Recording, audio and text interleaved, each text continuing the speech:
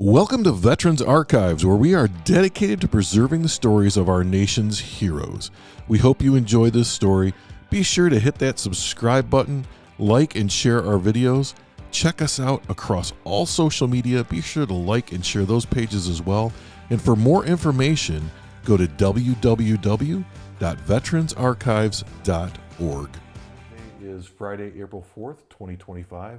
We're talking to Steve Whitney, who served in the United States Army. So, good morning, Steve. Good morning, Bill. Great to see you this morning. Good you be here. Yeah. And I got to say, this is you got a beautiful place out here. I know we were you. talking about it before we did the recording, but it's really nice. Thank you. All right. Well, we're going to get started, and I'm just going to start with some simple questions. So, when and where were you born? I was born February 16th, 1950 in Detroit. Okay. At, what was it? What was the name of the hospital? Mount Carmel. All right. Detroit. And West Detroit. For those who are watching and listening, Yes. Steve's wife, Chris, is kind of off camera here watching everything go on. So we may hear from her at some point in this. So we'll see what happens. I was born and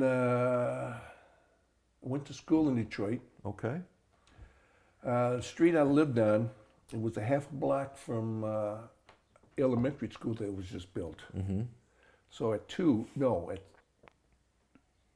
second grade, I started there because they were busing me to another school for kindergarten and first grade because that school wasn't built yet. Oh, okay. And then I started there at that school, and then I went to junior high. Uh-huh. Lesser Junior High in Detroit is a mile walk. Nice. And then I went to Cody High School, which was another mile walk. So you were right near home the whole time. Yeah. And I was where we lived. We were 4 blocks from the biggest park in Detroit, Rouge Park, called Rouge Park. Mm-hmm. And it had a golf course. It had 3 Olympic swimming pools there, too. Brennan pools, they were called. That park was my playground. Yeah. Were you there all the time? A lot. Yeah. Well, I started real young. Started making money off the golf course. Shagging balls. Oh. Balls coming over the first fence and everything. Selling them back to present golfers. They get pissed. No, sell them to somebody else. Yeah, why not? Yeah. No one likes to buy their own ball back, though, right? No, they don't because they're pissed that they knocked it off. Right. Yeah, I've played a few rounds of golf myself. It's But I learned a couple other holes you can be on and get balls coming over the fence. Then I started figuring out there's 7 river holes. Mm-hmm. I got a little older, 1 or 2 years. Started raiding the course. Know exactly where the balls collect in the river. Oh. And get a lot of balls, clean them all up, put them in egg cartons and sell them. So you had quite an enterprise going. Well, made good money. Yeah. Now, did you have brothers and sisters? I had one brother, younger, 11 months younger than me, and one sister younger than me. Okay. And my brother enlisted too, and that story will come out about him. Okay. And then, so were you guys pretty close growing up, or not? Well, my childhood was a little problem because my dad wouldn't communicate with us. Okay. So it was just my mom. Mm-hmm. So basically we grew up that way. Eventually I worked in it with my dad, but yeah, that was his problem. So pretty much your mom was the caretaker then? Yeah. Well, what can you tell me about your mom? She's Italian, 100% Sicilian. Uh-huh. She was really outspoken. And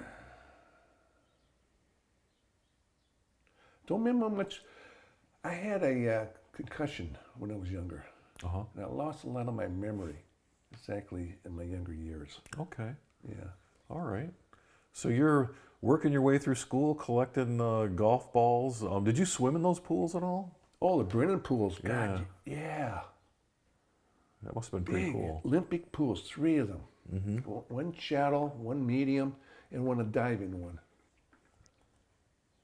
Did you do much diving? No. You had to prove that you can dive. Oh, okay. Yeah, I got you. So did you play sports or anything like that in school? No. No sports. I was sort of like, back then it wasn't called a geek. Right. I like all the shops, and I was I love math back then. So yeah. Well, the nice thing about math is it just is what it is. 2 plus 2 is always going to be 4, right? Yeah, but you get into geometry, algebra, all that stuff. Yeah.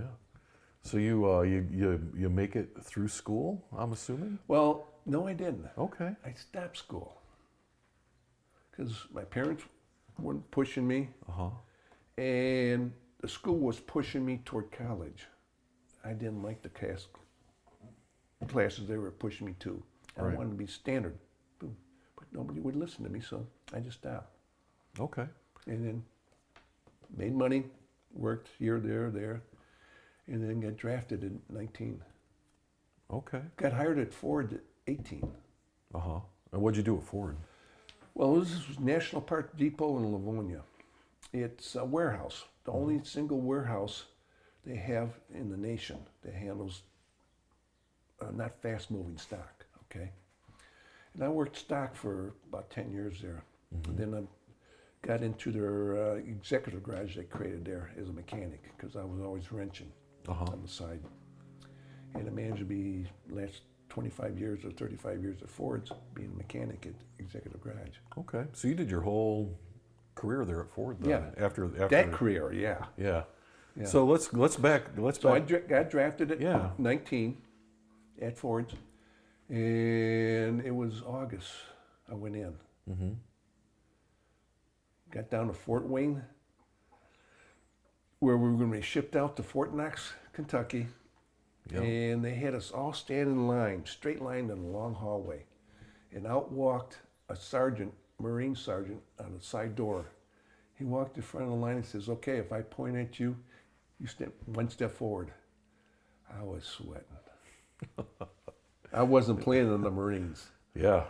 But he picked out 4 or 5 guys and says, "Okay, you guys are in the Marines, follow me." I've talked to a bunch of guys, same exact situation, and some of them got picked and some of them didn't. It was, that's a scary proposition there. Well, it is, because they don't tell you ahead of time. Right. That's what's scary about it. And when you're talking about Fort Wayne, you're talking about Fort Wayne in Detroit, right? Yeah. Yeah. A lot of people don't. Yeah, a lot of people don't even know that existed. I know. That was a great place to be. Yeah. And then they bus us down to Fort Knox, Kentucky. And then I got introduced to basic training. So tell me about that. What do you remember about that, like that first day of basic training? No, it was all interesting to me. Just learning everything. And meeting, what was amazing me, meeting the people, the guys from all over the eastern part of the state, country. That was amazing to me. Meeting the people. Yeah, because a lot of people will grow up in one city and have could the be same Illinois, friends. Ohio, could be New York, whatever. Yeah. All kinds of different people from all kinds of different places. It's amazing. That is very cool. And training was good. You learn about misery, agony, and whatever that third hill was called. But yeah, interesting thing about the Army is no matter where the base is at, it feels like it's always hot and always humid. Did you run into that in Fort Knox? Not there. In my infantry training down in Louisiana, I did. Okay. Did you go to Fort Polk? Yes. Louisiana? All right. Yeah. Let's talk a little bit about that. Okay. I get out of Knox and got shipped down to Fort Polk. And I met a guy in Knox that was from Lincoln Park. So we kind of got together. Yeah. And we did our 192 strong company in Fort Polk, Louisiana for infantry training. And that was a good deal. I mean, I learned more, like you're supposed to. Right. I ended up placing first place in the physical test. I didn't know I was capable of doing out of 192. Yeah. Jesus Christ. That's really And good. I got a 3-day pass out of that. Oh. Yeah. But never had a pull KP either. I don't know how I lucked out on that. Never. Never. That's. Well, no, I did I it think once you, in I think you Knox. should have to go back and do it now. I did it Knox. peeling potatoes or Oh, something yeah, like that. yeah. But Fort Polk, no, that was a different program there. Okay. And that was an awesome time. And then when end of Fort Polk, they gave us our orders. Mm-hmm. The guy from Lincoln Park and me, the other 190 had orders for Nam. We didn't. We were ordered back to Knox for track school and then Korea. So we didn't know what was going on. Wow, it's almost like getting the lottery. Well, we didn't know. Right. We didn't know what was going on. So we get down to Knox, and well, it was during the end of the holiday, Christmas. So we got there in January, Yeah. and then we did our track school, and then we got shipped to Fort Lewis, Washington. Mm-hmm. Got shipped over to Korea, and we get there. I think it's 8th Army. They said, okay, it was a sergeant. He says, okay, you guys are assigned to the 2nd 9th Battalion, 2nd Division. It's up on the DMZ of Korea. You can't go. Why? So that's when we found out our mothers wrote letters. Oh, Because jeez. he had a brother, younger brother, and I had a younger brother. They both enlisted, and they were in Nam at that time. Okay, so did he enlist after you? Yes. Okay. After I got drafted. Okay, and then did he go? Oh, no, didn't he? Before. Oh, before. I thought it was after. Maybe Okay. before. Yeah, so your brother enlisted before you did. You got drafted. He went to Vietnam. Yeah. And your mom was like, not Yep. not two of them. Yep. So I said to the sergeant, I says, how much does combat pay? Uh-huh. He said, at that time it was $65 a month. I said, is there anything we can do about it? He says, yeah, sign waivers. We pissed our mothers off for a period of time, but we signed waivers. So I want to ask, your mom is a Sicilian woman, and you already said that she doesn't hold back. I'll bet she was not happy when you did that. But I'm thousands of miles away. So Yeah, what's I'm she gonna immune do from that. What's she gonna do until you get home, right? Yeah, but she got over it before I got home. Oh, all right, good move. So yeah, tell me a little bit about your experience there. It was a good experience. I made rank fast. Mm-hmm. I got over there as an E2, maybe E3 fat as soon as I got there. And then 2.5 months later, I was an E4. And then I found out the unit, 3 line platoons and 1 weapons platoon. I was a weapons platoon. Mm-hmm. They were committed for the zone every 3 months. And then the line platoons always had night duty, and the weapons platoon always had the day duty. But during that period I first got there, they were off the zone, okay? Training period, we call it R&R. Right. And I found out there was Advanced Combat Training Academy going on up there. Uh-huh. And if you went through it and got in the top 10, you got another grade. Volunteered. Right. Good experience because all the instructors were Vietnam people. Mm-hmm. And you learned a lot from them. And I did learn a lot. And then I got my grade. I was gonna say, you finished in the top 10, Yeah. right? Yeah, I got my sergeant stripe. Wow, that's really fast. Yeah. it By is. anyone's standard, that's It is. really fast. But in a war zone, that's what happens. Right. Well, I don't think it hurt that you were good at what you did. You were smart and you did what you're supposed to do. We had a good platoon daddy in E7. He was really good. He was a Vietnam vet too. He was really good.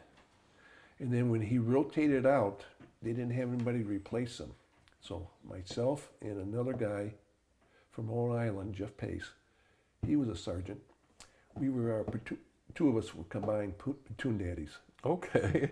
So a lot happened during that period of time before they got somebody else in there. Right. Well, so what kind of things did you do in Korea? When you're committed, being a weapon platoon, day duty, you got guard duty at the gates where the gun jeeps are. Mm-hmm. That allows chow wagons and personnel to get to the GPs in the zone. And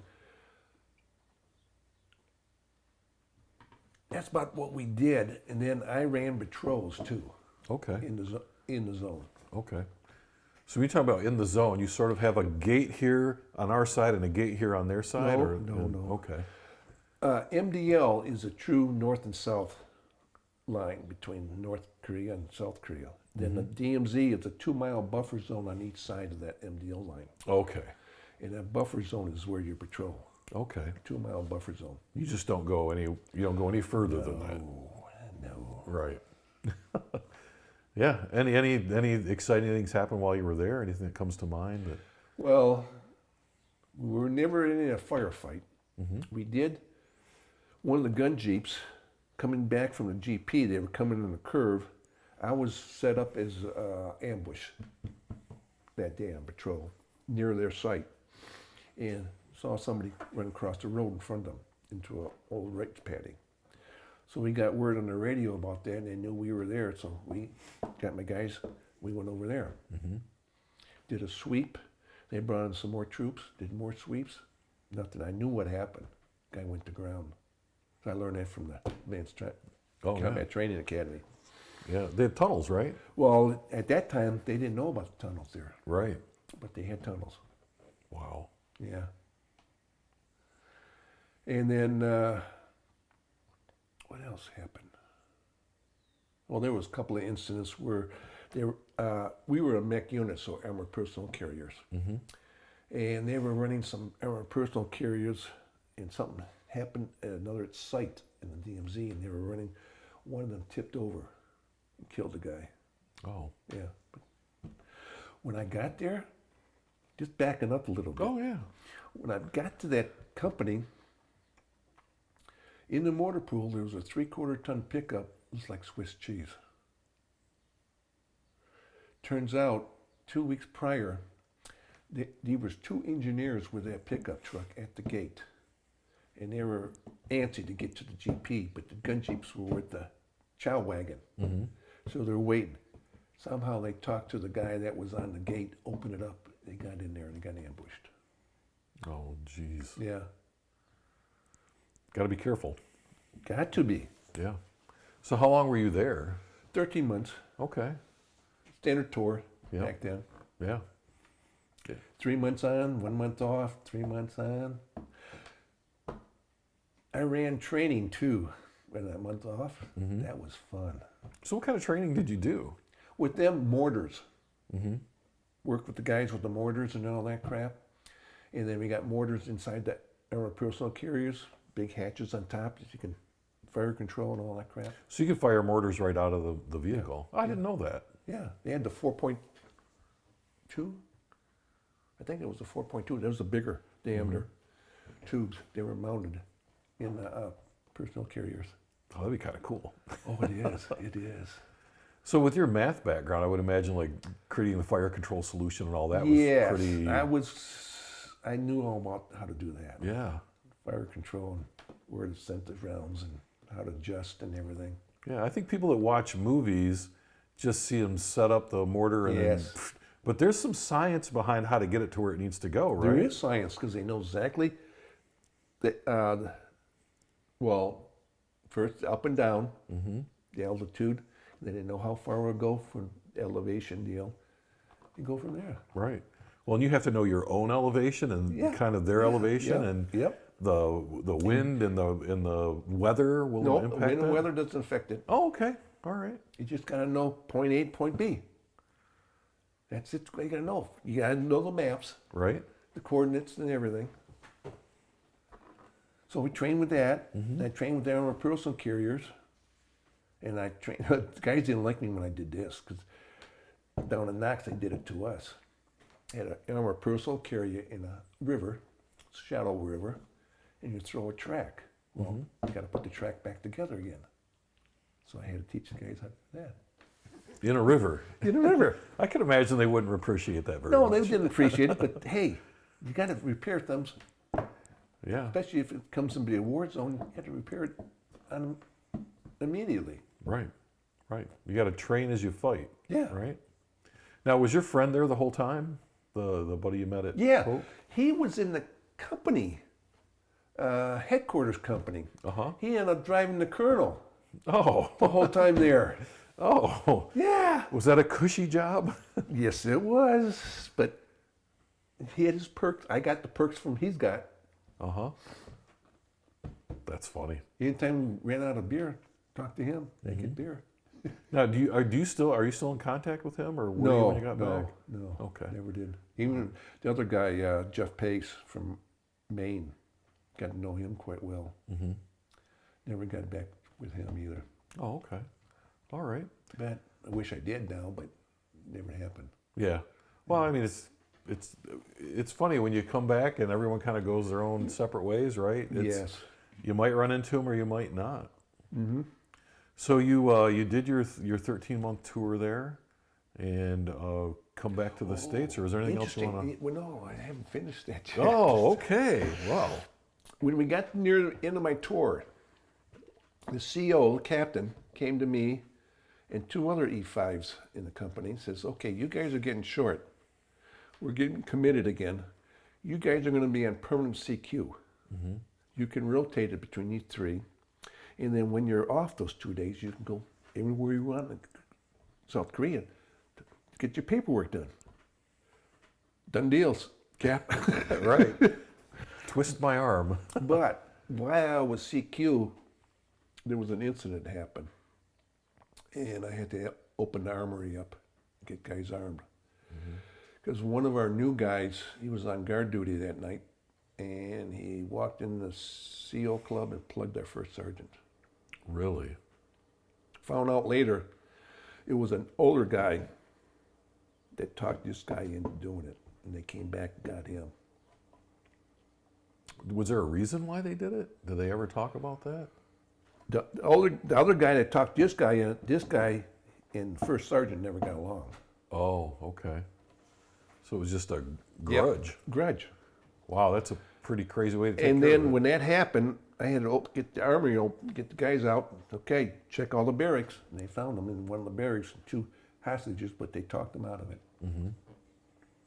Then the helicopter comes in, takes them away, and then the helicopter comes back, takes the other guy away. And you never saw them again. No, Huh? but the first sergeant, I felt so bad for him because he was a good guy. Yeah.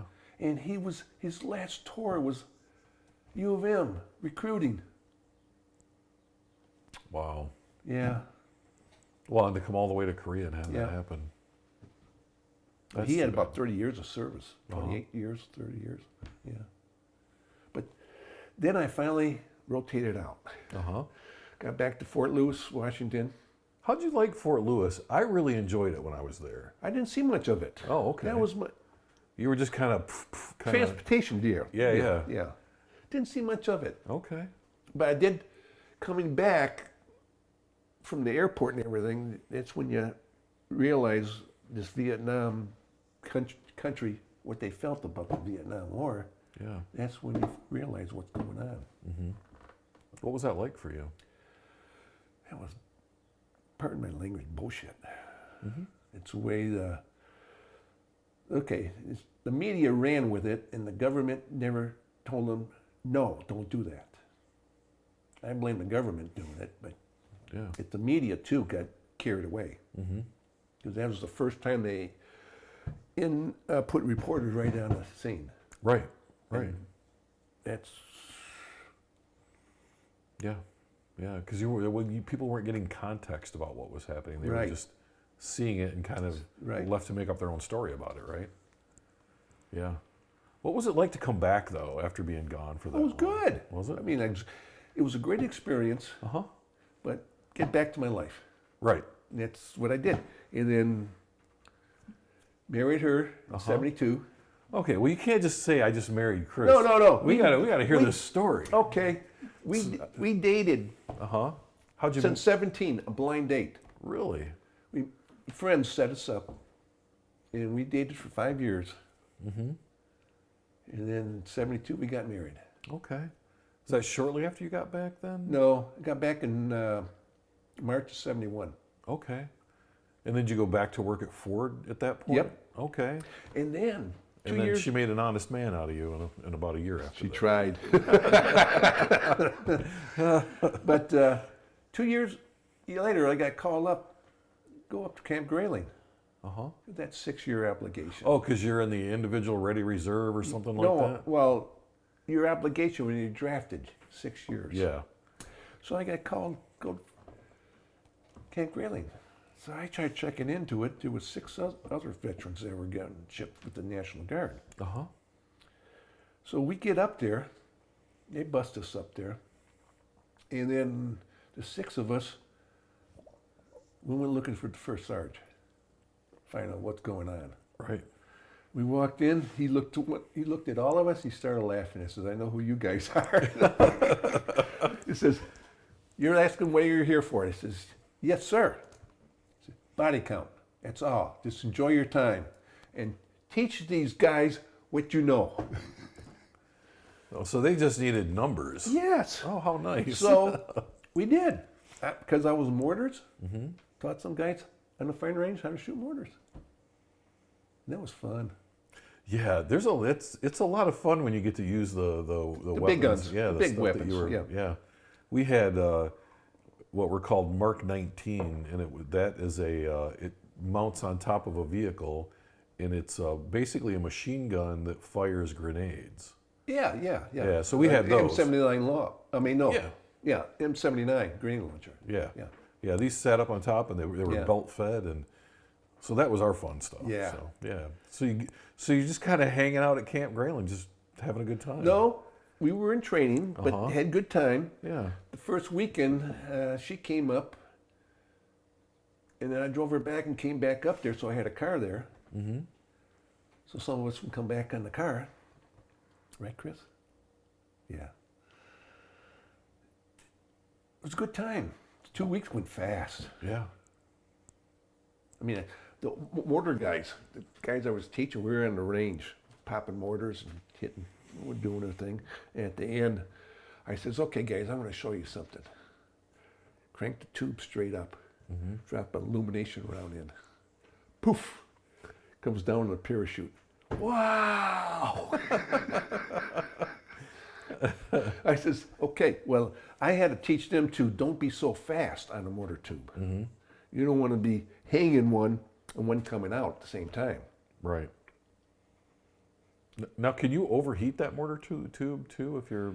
I've heard it being done, but I never had a chance to do that. Yeah. Because the only time they overheat it, say if you're on a hill or something, and you're being overrun and you're using the mortars constantly, that could happen, yes. Yeah.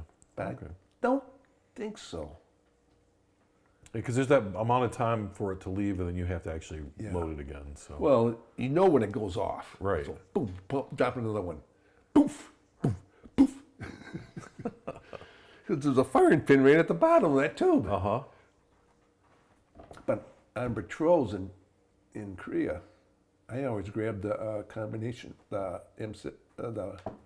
grenade launcher and my M16 combination package. Yeah. Yeah. Is it the M79? That's the Mark 79, yeah.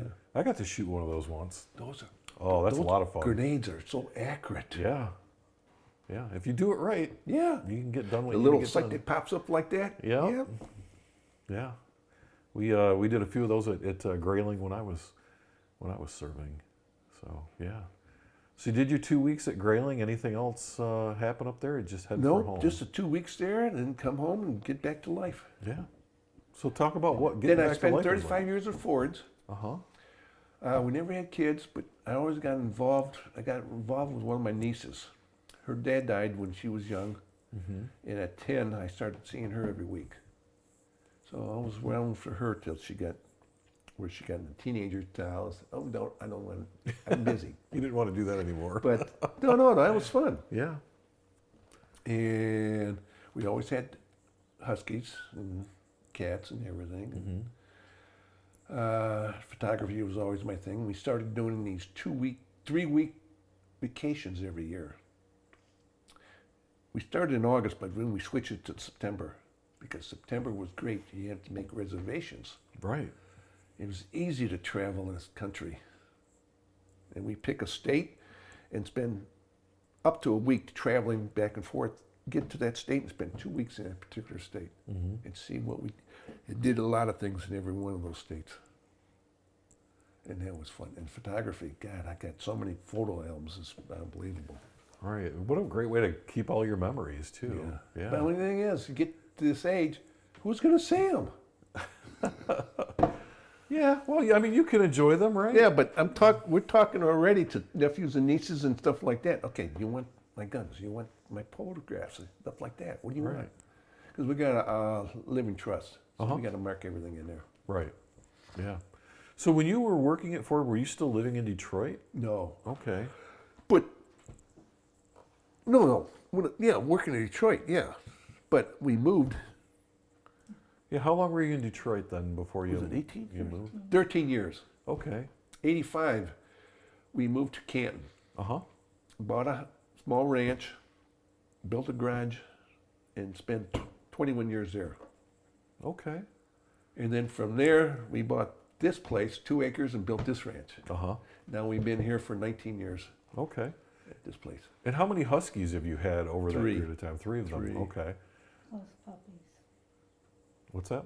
Plus puppies. Oh, so you're. Oh yeah, because the first husky we bred her. Okay. And we had a lot of puppies from there and sold And them. then we had an oopsie, Yeah. because he didn't think that Oh, they you could climb fences. had some puppies that weren't planned for. Well, all we know is a black male. Like a Labrador or something like that, maybe. Who or knows just what it was, but yeah. we got some interesting puppies from that one. Yeah. They Did you have trouble getting rid of those puppies? No, Oh, no. yeah. Yeah. So for anybody watching, we've got a husky mug right here that you're drinking out of. That's why. Now, is that your most recent dog? Yeah, that's the most recent. She made it 14, passed last year. Okay. What was her name? Kia, which is a native Alaska, means little wise one. Oh. Yeah, that's her up there on the wall, the little puppy. Okay. So just like kids, we got Yeah. pictures of Yeah, the puppies. and she was character from the first 2 huskies. She really had a different personality. Yeah. Yeah. So did you? I want to go back a little bit. So did you travel the whole time you were working as well, or is that just something that you started doing later on in life? We did 3 weeks travel. And where we lived in Canton, our good neighbors, good friends now, next door, they would watch our animals, or they watched their animals. Okay. It worked out great for us. Yeah. So you didn't have to take the dogs with you when you traveled? No. Okay. No. We just do our travel bit. Yeah. Well, and how did you get interested in photography? It might have been picked it up from my dad, okay? Okay.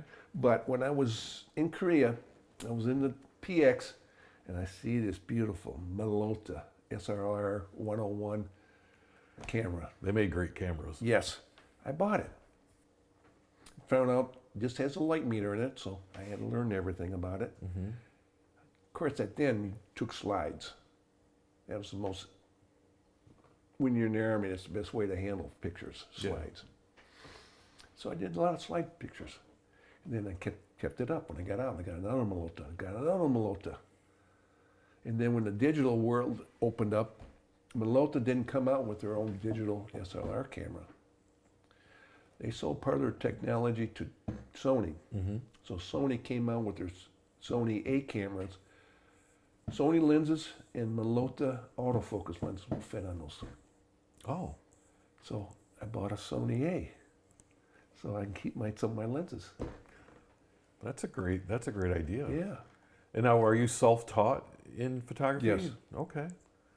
Well, I got books on it and everything, but I just learned by taking pictures. Yeah. You know what you like. Using what goes filters out. and everything, and man, that was fun stuff to play with. Yeah. I'll bet. So you retired. When did you retire then from I retired Ford? in Ford's in 03. Okay. But you didn't stop. What did you do No, I after didn't that? stop because I was always working on the side doing things for people. Yeah, you seem like a guy that's got a lot of energy. Yeah. But I have a friend who's a contractor. And I started working for him under the table, cash. Yeah. And all he was doing at that time, I helped him with, before that, when I was working at Ford's, he built some houses in Westland. So I helped him with that. And then I started working for him. Very first job he got it was with another friend who was more as a contractor, more in commercial. Marriott Hotel over at 6 Mile and 275. Redo the whole thing, interior. Wow. That was a 7 months job. We were there, or 8 months, something like that. Started at the 3rd floor, 2nd, 1st, man, everything. And then what he got into after that, he was doing insurance work, but then he finally branched off just kitchens and baths and trims and doors. That's all I did for 19 years with him. And you did it all? Like you did all of the... Yeah, well, you yeah. You weren't like specialized, like you didn't... You weren't No, the he tile liked guy me or- because I can figure things out. Yeah. And small stuff like putting door handles on or figuring out how to do this or move electrical around, boxes around. I know how to do all that stuff too. And did all that. And so let me ask you this. So a friend of mine helped me with this one time. So anytime you build a house, right, nothing's ever 100% square. But he figured out how to put the trim up so that things that weren't square would look square. Especially when you hang doors. Yeah. You got to learn exactly how to hang doors. Yeah. It's like art and science got married on that Well, one, I think. Go back when we started, it was my friend, contractor, told me about land's cheap out in Livingston County because he lived in Livingston County. Uh-huh. So we started looking at houses. Found one house that we liked, but it was something about it we didn't like. And then decided to build. It turns out that house we didn't like was a modular home. Oh. So we found out who the company is, and down in Indiana, we went and visited that company. They had the same model, but with this room addition on it. Bought the plans from them, took it to a home planner. He tweaked everything inside the way we want it, and then submitted the plans to build. Wow. And that's this house? Yes. And my friend educated me on this. When you're looking for a framer, go and interview 3 and go visit their present sites with a level and a square. Found this guy, he was building a house in Grass Lake. Went down there, he was framing it, checked it up, man, he was right on. I hired him.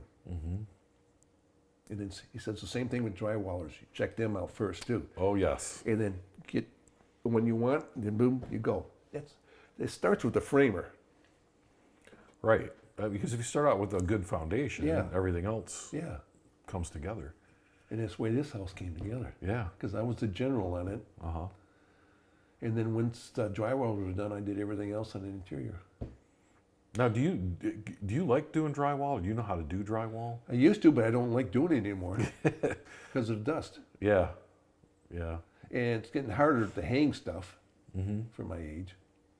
But I do repair work on drywall. Okay. I was just curious because a lot of people, they'll do everything but drywall because they don't like it. Well, I used to do a lot of plumbing, but I got waived from that years ago because I can't get down under the sinks anymore. Yeah. Stuff like that. Yeah. So you got to back away. We used to do kitchens with backsplashes, doing tile work. I love doing tile work too. But bending over, doing that, got your lower back too much. It's a young person's game, I Yes. think is what you would call that. Yes. Yeah, I find that as I get older, I'm more apt to pay somebody to do certain Yes. things, right? Because it just makes sense. We had one house, a kitchen, that was amazing. It was a big house, big kitchen. Combine these 2 rooms, probably was most of the kitchen. One interior wall was off a ½ inch from top to bottom. So we got to make this wall to hang in the cabinets right. Yeah. So we had to build a false wall to correct that problem. You always have problems, especially you do demolition. You come across so much. I'll bet. So you finally stopped working just a few years ago. Yeah, 2019. Yeah, 2019 I stopped. All right. What have you been doing since then? Too much. Yeah. Got really involved with VFW here. Then we got involved with the theater group here, or Fourth of July committee here. They raised the money for the fireworks. Then Historical Society at the fairgrounds for the historical buildings, and I used to repair some of that stuff too. Okay. And then found out that too many bosses and everything, so we left there. Then I got into the theater group here, and I started building sets and props for them. You do any acting? They try to push me in that, but no. I like to be behind the scene, building, get my hands on. Yeah, you don't want to be on that stage, huh? Yeah, well, I did one time, Yeah, but they didn't see me Oh, okay. because it was what was that thing I built? It was some kind of a room or something, but it was movable, okay? So I had to be inside and move it out. No speaking lines, though. No speaking Okay. lines, no. All right. So it sounds like you're still keeping busy, even in retirement. Yeah, I had to back away a few things. Yeah.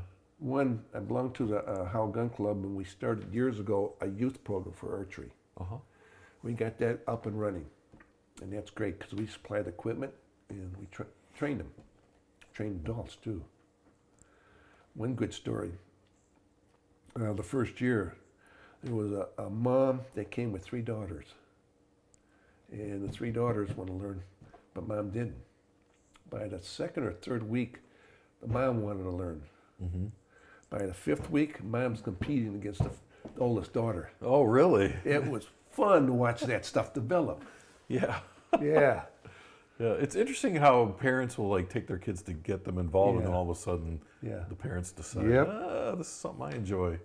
We taught grandmoms, like they do a Women on Target there at the gun club in June. 96 women coming, involved in 6 stations they go. I was always part of the archery group. Teach women archery. Some of them come back to our classes and learn more. Wow. Yeah. But it was too much time away from home, so I had to back away from that. Right, Chris? And you, so do you do a lot of stuff with the VFW then? Yeah. Okay. I'm a point man for a lot of things. Yeah. Right now I'm working on, what am I working on? I'm working on a lot of things. Oh, getting estimates for roof, parking lot, and HVAC. And then we're gonna, well, I found out, I started to go to find out about grants. I went to our Metropolitan, Fallowville, asked the manager there, how do you do grants? Oh, we used to hire somebody, but we don't anymore. What do you mean you don't? How do you do it? She showed me. Chat CPT, artificial intelligence. Says you go in there. She turned her computer and showed me how to do it. You ask it. Nonprofit organizations looking for a grant. You know, she'll walk you right through it. Yeah. I says, okay, but how do you know where to send it to? Oh, you ask it. Nonprofit organization wants to send a grant someplace in Michigan. All these organizations pop up. So I'm gonna dab into it, see how far I can get. So I don't know if I can do it or not. Yeah. Get somebody else to do it if I can't. Right. Could become a grant writer. No, artificial Yes. intelligence will do that. Right, right. Have your computer become a grant Yeah. writer then, yeah. And then my quartermaster put it on me beginning of the year. The department, VFW, is coming down with a new policy next year. Everything in that post has to be inventory. So I'm in charge. And then the wife taught me how to create a spreadsheet from words, office words. So I make sure with everything I write down, I create a spreadsheet for what I'm doing. Yeah. There's a lot of stuff in these VFWs too, by the way. Oh, God. I've been to quite a few of them, and they have some stuff. Well, my quartermaster wanted me inventory everything on the wall. I says, no.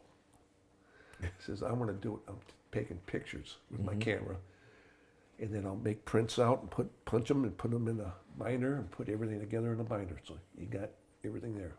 Yeah. He says, okay. And I've done a couple of drawers in the kitchen. Pull the drawer. Oh, there's too much stuff in there. Just took a picture of it. Yeah. Should be good enough, I would think. I got the main building done, Uh-huh. the kitchen, the main hall, the office. I still got 2 other places to work on. 3 other places, but I got the rest of the year to do it, so no rush. Yeah. Got to make the commander happy. Yeah. Well, to make the quartermaster happy. Yes. Yes. He runs the place. There you go. Well, you have certainly led an interesting life. You've done a lot of stuff, and you're still doing stuff. It sounds like you've had a couple of different careers and Yeah. all kinds of things. I've always wanted to stay active. Yeah. When I was at Ford's, I saw too much go on when I was in the warehouse. Retirees have nothing going on the outside. Yeah. And I try to tell them, find something to do. Join an organization. Volunteer work. Part-time job. Why do I need a part-time job? I got a job right now. Okay.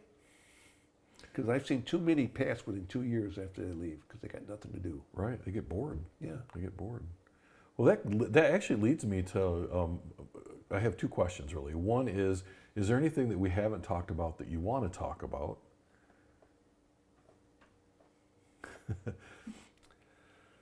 I don't think so. Okay. You wanna talk about your brother? Oh, my brother. Yeah. Yeah. Let's talk about your brother. He was 11 months younger than me. Mm-hmm.